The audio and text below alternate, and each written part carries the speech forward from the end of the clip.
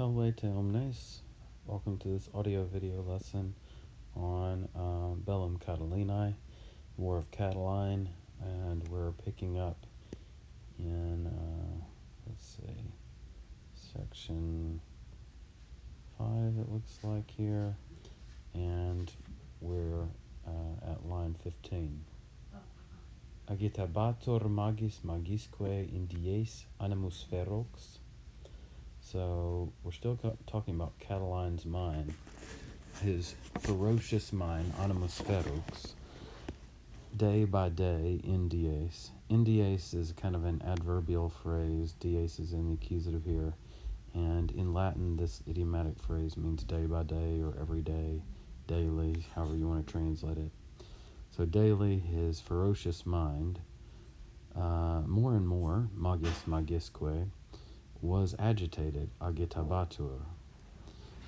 And then we get this ablative cause, inopia rei familiaris et conscientia scelorum. So inopia, by the lack of his, res familiaris, is essentially like his familial estate or means, meaning he didn't have any inheritance left over. Conscientia scelorum, and by the conscience or the awareness of his crimes, scelerum, quae utraque eis artibus auxerat, which each had increased by means of or because of those arts, those skills, eis artibus, quas supra memoravi, which I have related, which I have recalled above. Okay, so there we're talking about his artes here, which normally would be translated like arts or skills, are really what we're talking about with his characteristics, his mores described up earlier. Now, this is a weird phrase. So his ferocious mind was agitated by the lack of his sort of inheritance and by his consciousness of his crimes,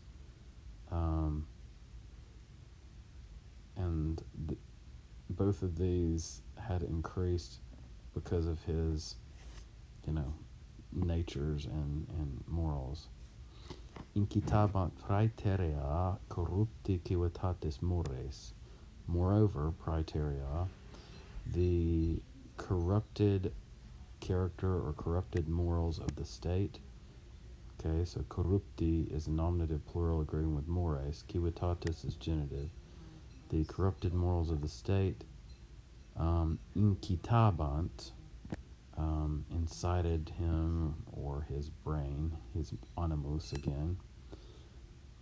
Morals, mores, quos, which, pessima ac divorsa inter se mala, luxuria atque avaritia vexabant, which those worst and most different between themselves ills or evils, mala, luxury and avarice, harassed. Okay? So the corrupt morals of the state were harassed by these two evils, these two bad things that were the worst bad things and were different from each other, we would probably say. But in Latin, there's no word for each other. There's no reciprocal pronouns that says different between themselves. So then you want to ask yourself, okay, how is it that luxuria, luxury, and avaritia, avarice or greed, are evils that are the worst and diverse from each other? Well, luxuria, as luxury kind of suggests in English, has to do with maybe spending more than you really ought to, going all out, right? So Catiline and other people like him who are part of this crowd of people living beyond their means are spending, but then on the other side of the equation, on the far end of vices, you might think of it, you have avaritia, avarice or greed, And so you're wanting to like grab other people's things.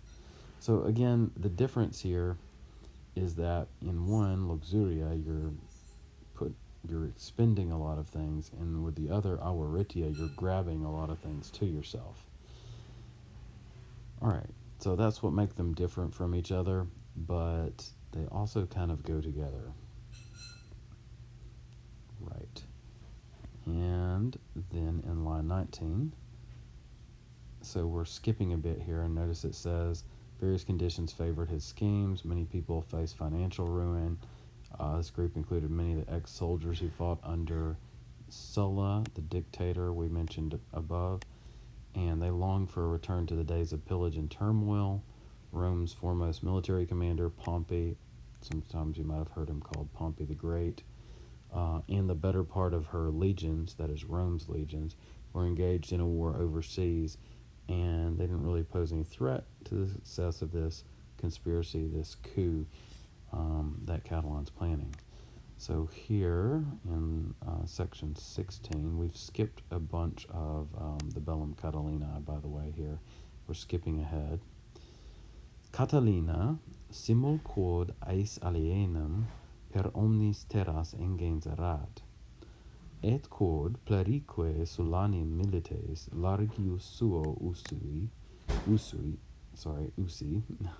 rapinarum et victoriae veteris memores civile bellum exoptant. All right, so Catiline, at the same time, simul, because, quod, the debt, eis alienum literally means another people's bronze or another people's money, but that's how you say debt in Latin. So at the same time, because the debt ingens erat was huge, was massive, per omnis terras, throughout all the lands. And that has to do with all of the financial troubles due to the Civil War. Et quod, and because, so here's a second reason, plerique Sulani milites, the majority of the Sullan soldiers, these are the soldiers that fought under Sulla, largius suo usi, having used their own resources rather more generously or maybe exorbitantly than they should have, rapinarum et victoriae veteris memores, mindful memores of their plunders, rapinarum. Again, a rapina we talked about earlier is like stealing other people's things and maybe even people, and of their old victory, victoriae veteris, were choosing civil war, or opting for civil war, as we might say. Apromundae rei publicae consilium capit. He, meaning Catiline, that's picking up Catilina back from the beginning of the sentence, came up with a plan, capit consilium, of oppressing the state or the republic, apromundae rei publicae. In Italia nullus exercitus. Here we have a good example of ellipsis, there's no verb. In Italy there was no army. Gnaeus Pompeius in extremis terris bellum gerebat. Gnaeus Pompeius, this is the so-called Pompey the Great, was waging war, gerebat bellum, in the farthest lands, in extremis terris, so he was on the other end of the empire. Ipsi, this is for him himself, meaning Catiline, in the dative case. Consulatum patenti, seeking the consulship. Magna spes, there was a great hope. And again, notice there's no verb there.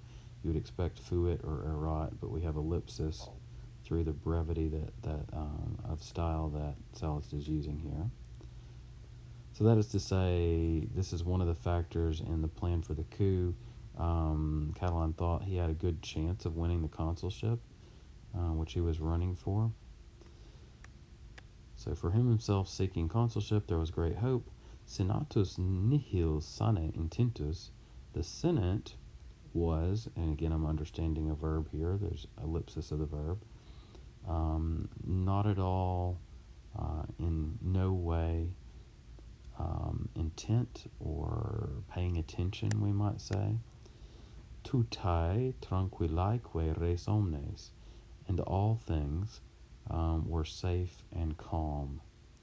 Sed ea prorsus opportuna Catilinae, but those things, meaning all these things we just mentioned, were forthwith or straight away, prorsus, opportune or fortunate for Catiline.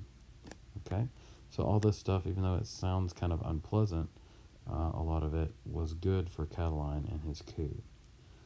Alright, well, let's stop there at line 25, and we'll finish this up in another audio video lesson.